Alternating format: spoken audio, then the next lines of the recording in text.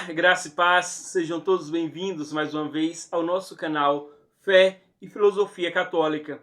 Eu sou o professor Pedro Paulo e no vídeo de hoje estamos retomando os trabalhos do ano de 2023. Esse é o primeiro vídeo do ano e já peço, deixe seu like nesse vídeo, inscreva-se no nosso canal para que esse apostolado possa se fortalecer. Para que esse canal cresça, dependo muito da ajuda de cada um de vocês que acompanha, que assiste esse canal, pois somente com o like de vocês, a inscrição e o acompanhamento frequente dos vídeos é que nos garantirá a oportunidade de crescermos o canal e dessa forma eu poderei me dedicar inteiramente a esse canal. Me ajude, inscreva-se no canal, deixe o seu like. Então, já fiz esse pedido, esse apelo que é importantíssimo para o nosso apostolado. Agora vamos ao tema de hoje, que não poderia ser outro a não ser falar sobre o legado do saudoso e amado Papa Bento XVI. E o que falar do Papa Bento XVI? Ainda não temos dimensão da importância dele para a vida da Igreja. Até aqui tivemos apenas o início de seu legado, que foi aquilo que ele pôde construir durante a sua vida. E sem sombra de dúvidas, foi um legado imenso, com obras teológicas de um valor inestimável e que ainda dará muitos e muitos frutos. Ontem eu tive a oportunidade de estar em Caruaru, em uma audiência com o Bispo Dom Rui, juntamente com a Confraria do Vital, a qual eu faço parte, e mando desde já um forte abraço para todos os membros dessa confraria tão importante para a Igreja, sobretudo no Recife, em Pernambuco. Mas voltando ao que eu estava falando, ontem conversando em audiência com o Dom Rui, ele falava que o legado do Papa Bento XVI ainda será sentido, ainda será experimentado com a força que ainda não vimos até então. E eu concordo e acredito, pois ele foi um homem de uma envergadura imensa. E agora, no céu, junto de Deus, terá uma força ainda maior. Muitos falam do Papa Bento XVI como um grande teólogo, que de fato ele foi. Mas, muito além do teólogo, ele foi um homem de fé. Como nos dizia também o saudoso Dom Henrique Soares, teologia se faz de joelhos no chão. O Papa Bento XVI foi um testemunho de fé, de homem de oração, e que justamente da oração e de sua fé foi que brotou todo o conhecimento teológico. Ele não fez teoria sobre Cristo, ele não fez teoria sobre a Igreja, mas ele fez uma experiência com Cristo e uma experiência com a Igreja. E dessa experiência viva, ele apenas foi sintetizando, estruturando de um modo científico para nos deixar todo o seu legado teológico. Por isso mesmo, antes de ser um teólogo, ele foi um homem de fé, um homem de oração, um homem de vivência daquilo que ele pregava, anunciava e ensinava. Foi justamente nesse amor a Cristo, nessa intimidade com Cristo, que ele se deparou com a verdade absoluta, que é Jesus Cristo, o único caminho, verdade e vida. Por isso ele dedicou toda a sua vida à verdade, pois ele sabia de que nada poderia contradizer a verdade suprema, que é nosso Senhor Jesus Cristo. Não havia por que temer a razão, porque sabia que a razão reta nos conduz a Cristo. E ele não teve medo de anunciar a Cristo e não se desviou da verdade, mesmo sofrendo tanta perseguição e incompreensão, pois, infelizmente, grande parte da teologia moderna e contemporânea não é fruto da fé, mas é fruto de um conhecimento humano, de uma tentativa de criar a religião do homem. E esquece que a teologia não tem outra finalidade a não ser fazer Deus ainda mais conhecido. Outra marca da teologia e da vida do Papa Bento XVI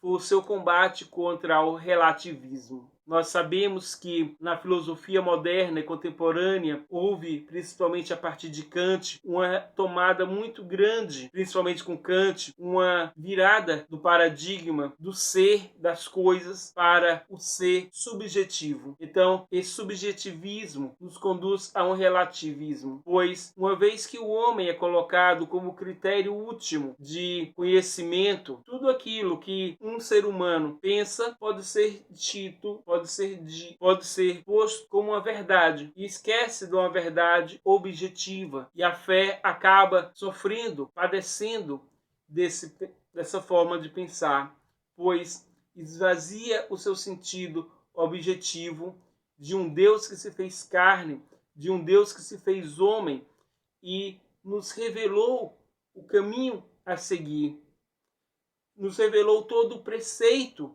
a seguir e nos deixou a igreja. Então, se esquecemos desses dados objetivos da fé e nos apegamos simplesmente ao nosso imaginário, ao nosso subjetivismo e, em última análise, às nossas próprias emoções e vontades, criamos uma religião particular.